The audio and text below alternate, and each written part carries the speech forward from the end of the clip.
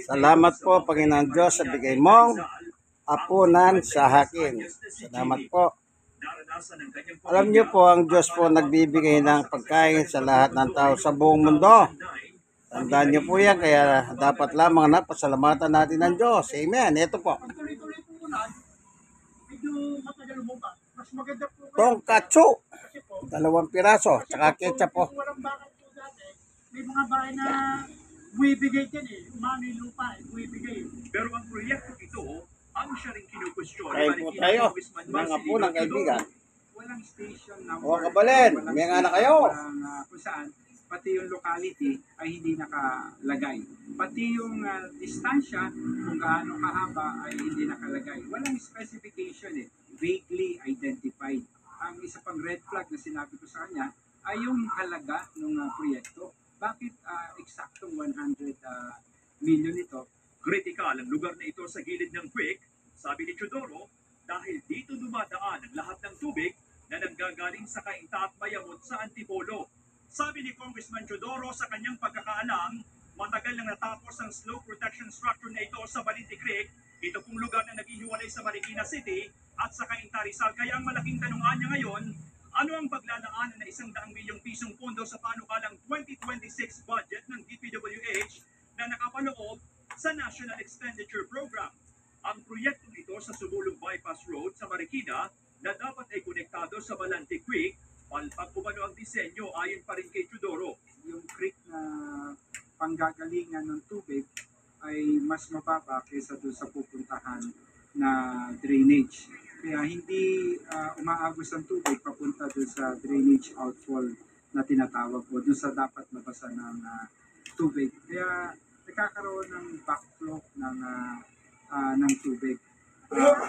Pag nag-backflow, aapaw yung Balante Creek, at pag umapaw yung Balante Creek, babahain yung mga katabing lugar nito. Ngayong Miyerkules, ipinagutos ni DPWH Secretary Vince Dizon ang pagsuspinde sa bidding ng lahat ng locally funded infrastructure projects ng kagawaran. Kailangan muna namin i-review at aralin based on the President's directive to clean house. Ayaw na matapon na naman sa ilo ang mga pera at ang mga proyekto ng taong bayan. Ayon sa kalihim, tuloy naman ang lahat ng foreign assisted projects sa paniwalang bantay sarado ang mga ito ng mga dayuhan. Sa pagdinig naman ng Kamara kanina, itinanggi ng DPWH NCR ang umani mga ghost projects sa Metro Manila. Pinag-usapan din ng Drainage Master Plan para sa Metro Manila. Most probably, magtatagal ito ng more or less a year or two. So, pero sa ngayon naman, nakasimula naman na kami, and positive naman ako na makukomplete namin. Inamin din ng kagawaran na maaaring may pagkukulang sa koordinasyon pagdating sa mga ginagawang proyekto at mga LGU. Hindi matapos sabihin ni Quezon City Mayor Joy Belmonte na hindi na i-coordinate sa kanilang 141 flood control project sa lungsod. Pero mayroon na pa ng memorandum na nagpapaalaala sa mga district offices na gawin ng maayos ang koordinasyon sa mga lokal na pamahalaan. Johnson Manaban, ABS-CBN News. Nagbigay ng mga panukala si Education Secretary Sani Angara para mapabilis ang pagtatayo ng mga classroom sa bansa. Kabilang na dyan ang pakikipagtulungan sa mga local government unit para bumilis ang proseso. Nagpapatrol, Vivian Julia. Pumalo na sa 165,000 ang kakulangan sa pampublikong silid-aralan sa bansa. Pero nitong 2023, mula sa target ng Department of Education na higit 6,000 classrooms, kulang 200 lang ang naipatayo sa ilalim ng dating kalihim. Sa budget briefing ng Department of Education sa House Committee on Appropriations kanina, ipinaliwanag ni Secretary Sani Angara na bumagal ang pagtatayo ng classrooms mula nang iipat sa DPWH ang pagtatayo ng mga silid-aralan pati pagsumpuni nito. Ano ba nangyari? Bakit po lumiit bigla ng ganon ang kapasidad ng DepEd na magpatayo ng mga classroom? Around 2017 onwards, DPWH na po ang nagko-construct ng classrooms. There are also capacity issues with respect to the agency in charge of construction, which is the DPWH. There's a lot of time-consumed by that agency because they're also tasked to build bridges, build roads. Tingin ko, nahihirapan din ang Department of Public Works. Panukala ni Angara, nakipagtulungan sa local government units na may kakayahang magtayo ng mga classroom para bumilis ang proseso. Yung immediate effect ng ating special provision can be felt as early as January. When the DBM releases the budget to DepEd, we will just download it to the cities, the 150 cities, the 81 or 82 provinces, and the municipalities who are capable of building.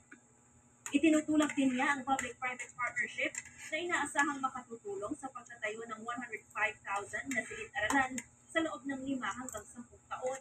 Pero aminado si Angara na mahirap mapunan lahat ng 165,000 na kulang na classroom bago matapos ang panunungkulan ni Pangulong Marcos Jr. sa 2028. Up to 2028,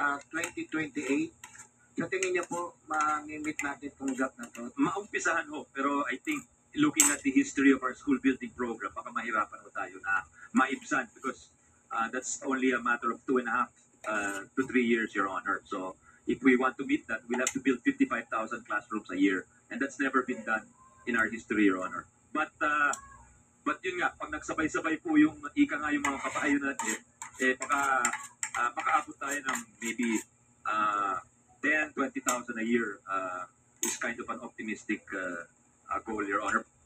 Nasa 13.2 billion pesos ang panukalang pondo ng DepEd para sa classroom construction sa susunod na taon at 6.1 billion pesos naman ang panukalang pondo para sa pagkumpuni nito.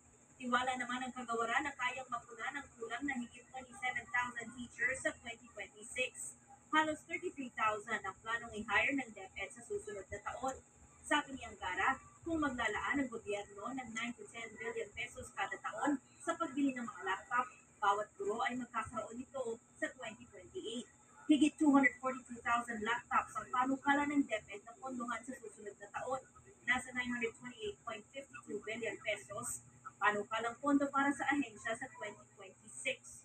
Mas mataas ng higit 18% kumpara sa kasalukuyang taon.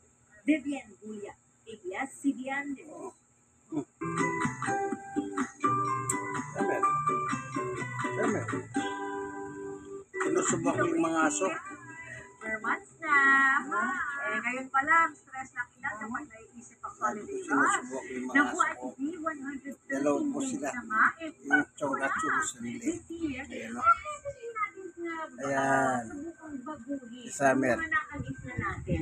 Bakit hindi Ito naman si Winter. unti-untiin ang pagbili ng regalo para hindi mangarap Ayan. pag malapit ng totoong Pasko? Yung tirang tsura-tsura isa. Gusto nila. Pagtuntog pa lang ng bare months, sinisimula na ni Eunice ang paghahanda Kasi ano para to eh, sa chicken Pasko ito eh. para hindi mangarag lalo na sa pamimili ng regalo. Ang kanyang winning discarded tip number 1, maglista ng mga pangalan ng mga reregaluhan. Ganyan po Kailangan pag-ano natin ko sa aso. mag-list ng mga names. Pag nakita kong gusto nila, Ano po ba pinakakain yung mga hilig nila, mga gusto nilang matanggap this Christmas. Pagtapos maglista, ang winning discarded tip number 2 ni Eunice, mag-prioritize. Sino ang mga pwedeng unahin at sino ang mga pwedeng bilhan kapag malapit na ang Pasko. Para hindi naman po tayo mawala ng budget after Christmas or holiday season. May groupings po tayo kasi may mga pagbibigyan. For example po, friends niyo po, family, lola at lolo. Kung hirap sa pag-iisip ng gift ideas, ang winning discarded tip number 3, subukan ng personalized gifts. So, nag-cut po tayo ng name, no? Wow, yes. Sige, lagay mo. Okay po. And then, ano nyo lang po, straight nyo lang po para mas dumikit. Gusto nila. And then, ipipeel off nyo po. Ayan. Nilalagay nyo si Mom. Yes. Ay, nalaglag. Lang pa. Kasama yung kutsarita. Sinusubukan ko sila. Actually, yung pagkaayos, hindi nakita rin. Although may idea siya. Gusto ko kada subo ko, Yes po. Sa halaga, tanggapin nila. Para siguradong busog sila. 300. Oo. Meron na po kayo nito. Para pag matulog sila ngayong gabi, reglado. Mainam talaga yung maaga at maaga. Mas mura pa yung mga gift items. Eh, wala na. Ubus na ng tokacho. Yan ang regalo. Pagtapos, ako po ang inyong tita Winnie Cordero. Tandaan, sa tamang diskarte, make every moment your winning Tapos na. Susunod, Kyle Echari at Donnie Pangilinan bibida sa action drama seryeng Roca. Yan ang iba pa mga balita sa pagpabalik ng TV. Tapos na sila. Patron. Summer. Ito naman si Winter. So hanggang dito na lang ang ating hapunan, kaibigan. Tapos na po ang ating video. Kasama ko yung kumain ng dalawa. Like, share. Share nyo po sa iba. Kayo na-share, share nyo naman sa iba. Ako, maraming salamat po sa inyo panonood. Thank you for watching. Inyo kaibigan Jesus, Brother Manny Bautista. Iguas! Alone. God bless us all. Bye-bye. Thank you for watching.